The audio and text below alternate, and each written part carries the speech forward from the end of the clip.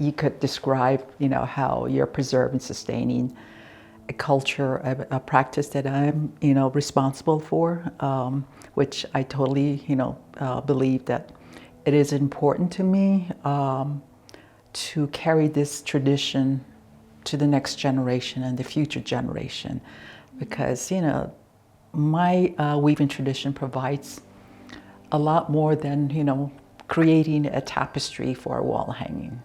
The base is, extremely important. It's very sacred too. And it's such a great part of my family tradition, and that's important to me.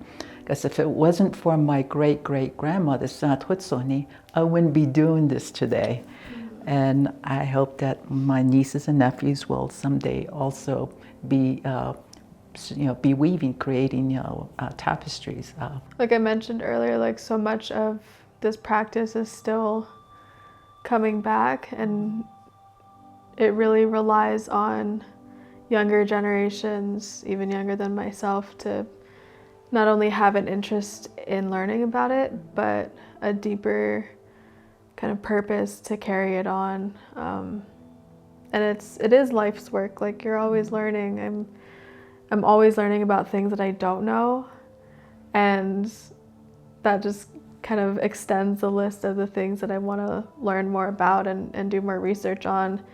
And those practitioners in the 70s that were really helping to revitalize kapa making in Hawaii, a lot of their process was trial and error, and consulting with like museum archives and old samples of bark cloth to see, kind of like retro engineer something without really knowing the process, just kind of knowing maybe where to start or what materials to start with. And so I always think back, like there's no like going around it, that the work that I'm doing now, I'm only able to do because of those practitioners and my mentor, who really like trusted me with this knowledge. And as they're getting older, like it just kind of underlines the importance of making sure that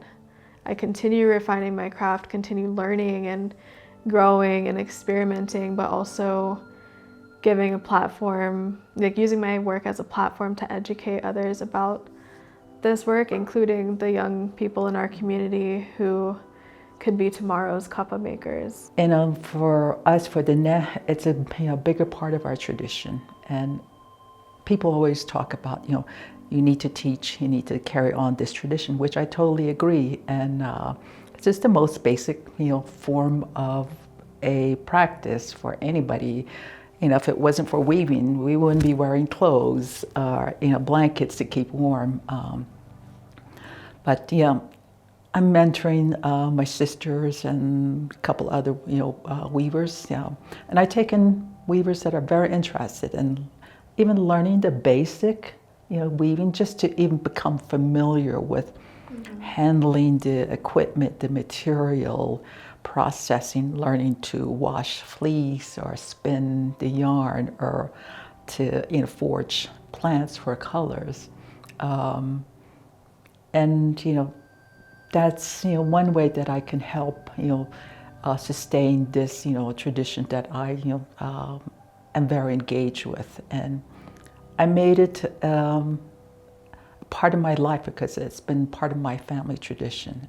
With the work that I'm doing, it enables me to keep my creative practice alive, but the deeper goal with that is to sustain myself, pay my bills every month, so that ultimately I can go back home, start a Lehuauakea grove for my family, and ultimately take on apprentices and teach and have this resource available for our community.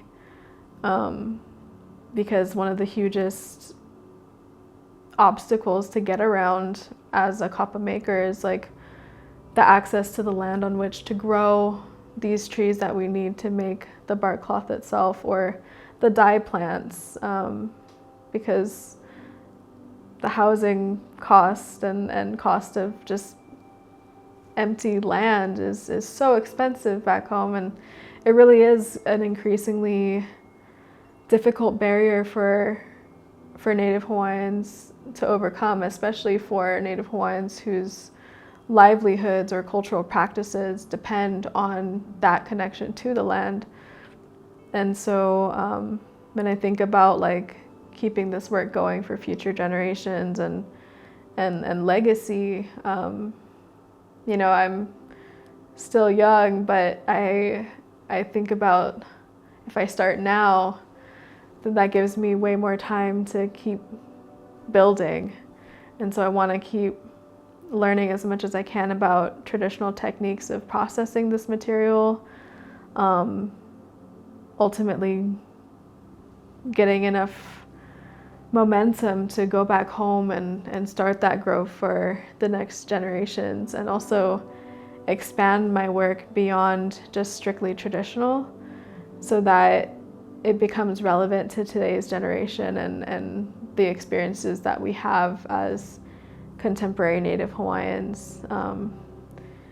Because it's one thing to have the foundational knowledge, like the ancestral techniques and the materials and harvesting, but then how do we continue evolving that? Because we as Native people don't stay fixed in time. We continue to evolve and embody resilience in ways that reflect our current challenges and where we are and who we interact with. And so yeah, I think all of those things like fuel my work in different ways. And that's so great to hear from a young person.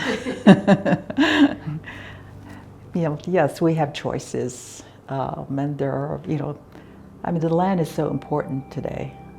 Even out where we live in Arizona, we have family land, and now it's our turn to take care of, you know, the land, because for us the land provides more than just, you know, a piece of property or the soil. That's where we're going to survive.